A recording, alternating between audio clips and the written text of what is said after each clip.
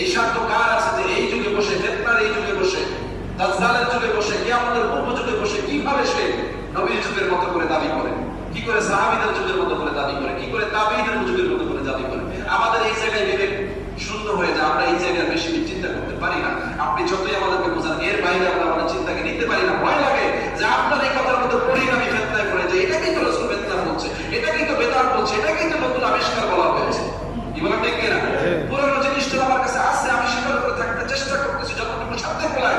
আমার সাধ্য নাই আমি পুরোটা মানতে পারি না, যা জানি তাও পালন করতে পারি না। আবার তুমি আমাকে নতুন করে শিখতে বলো, আমি পুরান নিতে পারি না, নতুন করে বানাবো কি?